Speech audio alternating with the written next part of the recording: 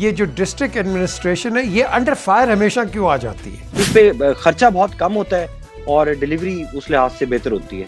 ایک عام آدمی کیا دفتر میں جا کے اپنی کمپلینٹس اور پرابلمس ریزالو کر سکتا ہے یا بتا سکتا ہے؟ شکایت جو ہے وہ پی ایم پورٹل پہ دیتے ہیں اور اس کے بعد پی ایم آفس خود اس کی فالو اپ کرتا رہتا ہے. اگر کوئی میڈیکل ایڈوائس مل رہی ہے تو how important should they take it? ہماری بات کو لوگ سچ سمجھیں اور وہ یہ نہ سمجھے کہ کوئی اسکیم ہے, وہ یہ نہ سمجھے کہ بھئی یہ تو کوئی لوگوں کو مارنے کا طریقہ ہے. ہم نے روڈز پہ آنا ہے, اداروں کے ہی لوگ نکل آتے ہیں باہر, انسٹرکشنز دیں گے یا وارننگ دیں گے آن روڈز یا for the purpose of protest, وہ ایلیگل ہے. السلام علیکم اینڈ ویلکم ٹو پی جے میز official YouTube channel.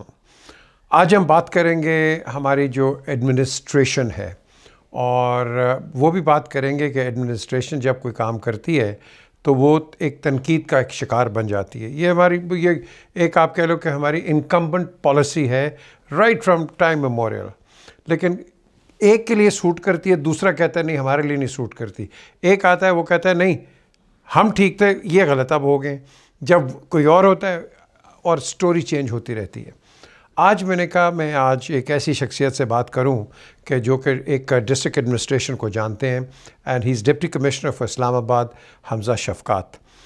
Before I speak to him let me tell you one thing and not praising him, simple as that, کہ میں prime minister کو from time to time بات کرتا رہتا ہوں, دوست ہے میرا بچپن کا, اور میں بتاتے رہتا ہوں یار یہ ٹھیک نہیں ہے, یہ نہیں ہے, وہ نہیں ہے, وہ نہیں ہے, ٹوٹلی پاکستانی سٹیزنس کیپیسٹی.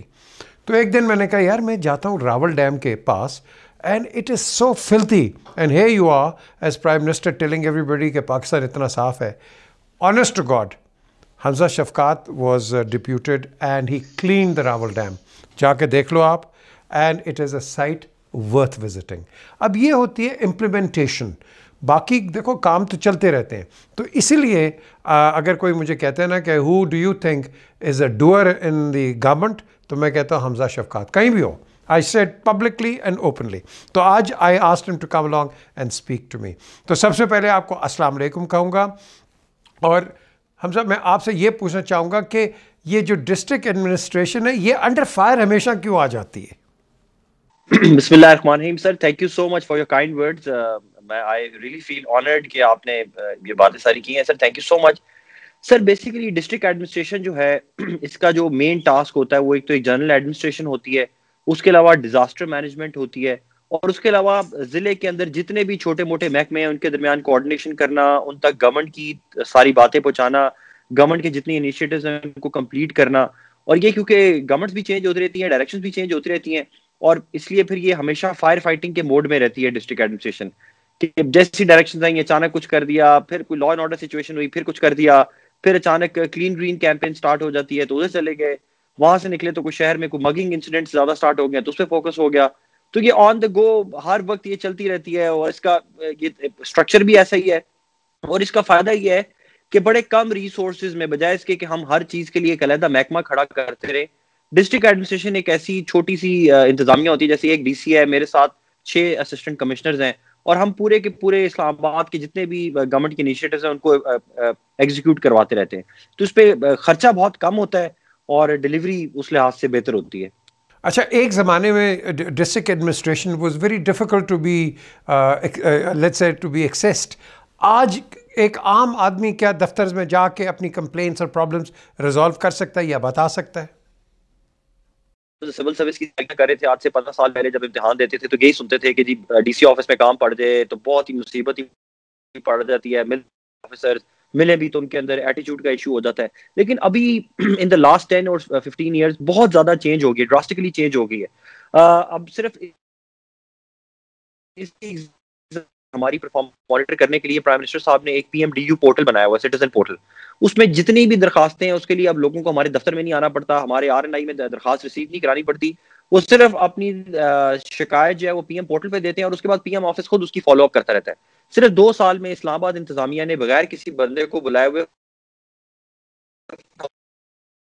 یعنی کہ وہی 40,000 لوگ پہلے اگر ہمارے دفتروں میں آتے تنگ ہوتے تو اب وہ اس لحاظ سے بہت زیادہ چینج ہو گئی ہے. دوسرا سر جو آفیسر ٹو آفیسر بھی پالیسی بہت میٹر کرتی ہے.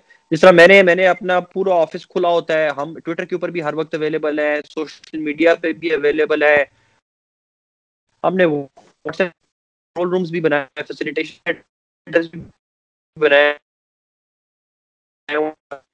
کوئی گیپ نہ رہے. تو اور اب یہی گورنمنٹ ہمارے سے ایکسپیکٹ بھی کرتی ہے. لیکن ابھی بھی یہ آپ کی بات صحیح ہے کہ کئی دور دراز کے علاقوں میں ایسی شکایات ملتی بھی ہیں, وہاں پہ آفیسر جو ہیں وہ پبلک سے دور ہی رہتے ہیں اور اتنا زیادہ ان کا نہیں ہوتا. اب یہ بتائیں مجھے کہ as far as public information is concern, for example آپ کے میڈیکل اتھارٹیز ہیں, ہیلتھ منسٹری ہے اور ڈاکٹرز ہیں, وہ کہتے ہیں کہ بھائی کرونا کی میں بات کروں گا کہ اگر یہ ایک پینڈیمک آ گیا ہے پاکستان میں, رائزنگ ایک سچویشن ہے, تو لوگوں کو آپ کیسے ایڈوائز کر سکتے ہیں, it doesn't matter whether from the government side اور دی اپوزیشن سائڈ, کہ بھائی ایز سٹیزنز اگر کوئی میڈیکل ایڈوائس مل رہی ہے تو how important should they take it? Sir unfortunately government کے اوپر اور ڈپارٹمنٹس کے اوپر لوگوں کا ٹرسٹ بہت عرصے سے کم ہوتا جا رہا ہے بہت عرصے سے.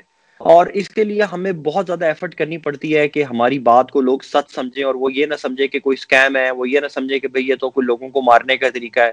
جیسے میں آپ کو بتاؤں کہ سر پولیو کیمپین میں ٹرائبل ایریاز تو دور کی بات ہے, اسلام آباد کے اندر بھی ہم اپنے رورل ایریاز میں جائیں یا ایون ڈی ایچ اے میں جائیں یا اپنے اچھے ایریاز میں بھی جائیں, وہاں پر بھی ایسے لوگ ہیں وہ سمجھتے ہیں کہ یہ پولیو کے قطرے پلانے والی جو ٹیم ہے یہ کوئی سازش کر رہی ہے, اور اس میں پتہ نہیں کوئی امپورٹنسی کی ڈرگز ہیں, اور یہ بہت زیادہ بڑھتا جا رہا ہے گیپ. لیکن ہم نے اب اس کے اوپر کیا کیا ہے, ہم نے ایک تو سوشل میڈیا کے اپنے اوپر کی پریزنس بلائی ہے, اور ہم نے جو ہر علاقے کے اندر جو امپورٹنٹ لوگ ہیں ان کے ساتھ ہم فریکوینٹلی میٹنگز کرتے ہیں. جیسے ٹریڈرز ایسوسی ایشن ہے, اسلام آباد چیمبر ہے, یا جرنلسٹ ہیں, ان کے ساتھ ہم نے بہت زیادہ اپنا اسٹرانگ ریلیشن شپ رکھا ہوا ہے, تاکہ جب ان کے منہ سے بات جاتی ہے تو لوگ اس کو سچ بھی سمجھتے ہیں. جہاں تک آپ نے سر کرونا کے ایس او پیز کی بات کی ہے, اسلام آباد کے اندر الحمدللہ لاسٹ ٹائم بھی جب اسپائک آیا ہے تو ہمارا واحد سٹی تھا جس میں میکسیمم ٹیسٹ ہوئے, اور یہاں پر ڈیتھ ریٹ لوسٹ تھا as compared to any other capital in Pakistan. Even Pindi میں بھی زیادہ ہوئی, پشاور میں ڈیتھس ہوئی, لاہور میں ہوئی. اس لحاظ سے الحمدللہ ہم نے اسلام آباد میں بہت کنٹرول رکھا, اینڈ آئی کین سیفلی سے کہ سر we saved more then 100 lives. ابھی بھی الحمدللہ جب یہ ہماری جو ٹیمز ہیں وہ سرویلنس کے اوپر اتنا میسively کام کر رہی ہیں, اویئرنیس کریٹ کرنے میں اتنا میسively کام کر رہی ہیں, تو این سی او سی نے خود ڈکلیئر کیا کہ اسلام آباد کے اندر جو ایس او پیز کی کمپلائنس ہے it is best as compared to any other city. Although ادھر بھی بہت زیادہ وائلیشنز ہیں, لوگ ادھر بھی تھوڑی سی کرتے ہیں, اس طرح اس کو صحیح دل سے نہیں کرتے, بس دیکھتے رہتے ہیں کہ پکڑیں گے تو پہن لیتے ہیں ماسک, ورنہ نہیں پہنتے. لیکن پھر بھی جنرلی ہماری بہتر ہے compliance as compared to other cities. اور اس کے لیے جو موڈ ہم نے رکھا ہوا ہے سر, وہ ہم نے سوشل میڈیا کو رکھا ہوا ہے, اور ہم جو بھی اچھے لوگ ہیں جیسے آپ ہو گئے سر, جو جرنلسٹ ہیں جن کی آواز پوری دنیا تک جاتی ہے, ہم ان تک اپنی آواز پہنچاتے ہیں تاکہ جب ان کے منہ سے آواز جاتی ہے تو وہ لوگ اس کو کریڈیبل سمجھتے ہیں. اچھا, اس کے علاوہ اب آپ مجھے بتائیں کہ فار ایگزامپل اب یہ کئی ادارے ہیں یا آپ کہہ لو کہ پارٹیز ہیں, وہ کہتے ہیں ہم نے روڈز پہ آنا ہے, کوئی ریلیجس ہو جاتا ہے, کوئی پولیٹیکل ہو جاتا ہے, کوئی یہ جو کئی اداروں کے ہی لوگ نکل آتے ہیں باہر کہ جی ہماری تنخواہیں so and all that kind stuff. اب ان کو اب کیا انسٹرکشنز دیں گے یا وارننگ دیں گے as far as health regulations are concerned? Sir اس کے اوپر اسلام آباد کے اندر تو آلریڈی ہم ایک ایگزیکٹو آرڈر نکال چکے ہوئے ہیں 144 کا. اب اسلام آباد کے اندر گیدرنگ کسی بھی قسم کی جو ہے آن روڈز یا for the purpose of protest وہ ایلیگل ہے. لیکن اب یہ تو میٹر ہو گیا فار لا, یعنی کہ اب اگر کوئی کرتا ہے تو اس کو ہم پکڑ سکتے ہیں, اریسٹ کر سکتے ہیں, اس کے لیے ہمیں وارنٹ نہیں چاہیے ہوگا, اور اس کو ہم اڈیالہ جیل بھی بھیج سکتے ہیں, وہ تو ہمارا ہے سسٹم. لیکن آبویسلی یہ چیلنج ہمارے لیے اتھارٹیز کے لیے آتا ہے کہ اگر جیسے طریقے لبیک کے ابھی ریسنٹلی دھرنے میں ہوا کہ ہم 144 تو لگا چکے ہوئے تھے, لیکن پھر بھی 6-7 ہزار بندہ اگر آ جائے تو پھر وہ ایک بہت بڑا چیلنج ہو جاتا ہے. اس کا پھر یہی ہوتا ہے کہ ہم ان کو ایڈوانس وارننگز دیتے ہیں, ان کے ساتھ نیگوشیٹ کرنا شروع کرتے ہیں, بار بار ان کو افادیت سمجھاتے ہیں کہ جی آپ کا اپنا نقصان ہوگا, آپ کے اپنے لوگ اس میں جائیں گے. بائی اینڈ لارج جیسے آج بھی اسلام آباد کے اندر 2 بڑے پروٹیسٹ تھے, ایک ریڈیو والوں نے نکالا, ان کو جب ہم نے سمجھایا تو وہ مان گئے اور واپس چلے گئے. لیکن یہ چیلنج ہمیں تب زیادہ مشکل اگر لوگ اس کو نہ مانیں اور اپنی لائف خود ڈینجر میں ڈالیں. اور پھر یہ ہے کہ اگر تو کوئی 50-60-100 بندہ ہو اس کے خلاف تو ہم چلیں ہم کوئرسو ایکشن بھی یوز کر سکتے ہیں, لیکن اگر 3-4 آ جائے وہ تو پھر ایک پوری لا اینڈ آرڈر کی سچویشن بن جاتی ہے, اور اس کو روکنا پھر بہت مشکل کام ہو جاتا ہے. اچھا, اب now this is a very tricky question. For example, آپ لوگ obviously you are the administrator and the government is there. اگر گورنمنٹ کی اگر کوئی انسٹرکشنز کو اور میڈیکل اتھارٹیز کو وائلیٹ کرتا ہے, what kind of an international image do we get کہ یہ تو لوگ سنتے ہی نہیں ہیں کسی کی، لیکن نکل رہے ہیں. اینڈ دین اس کے بعد آپ ریپرکشنز دیکھتے ہیں کہ پاکستان پہ ہاں جی یہ لو رسک تھا، اب یہ ہائی رسک کا ملک بن گیا. سر یہ تو ہم نے بھگتا ہے نا. آپ دیکھیں جب ہماری فلائٹس کو پورے یورپ کے لیے بند کیا جا رہا تھا، آسٹریلیا کے لیے بند کیا جا رہا تھا، مڈل ایسٹ کے لیے بند کیا جا رہا تھا، اور اس کی وجہ یہی تھی کہ ہمارے internal control mechanisms for Covid control وہ ٹھیک نہیں تھے، اور وہ لوگ اس کی وائلیشن دھڑ دھڑ کر رہے تھے، اور اس کا ایک ایسا امیج کریٹ ہوا کہ باہر کی دنیا نے ہمارا آنا منع کر دیا.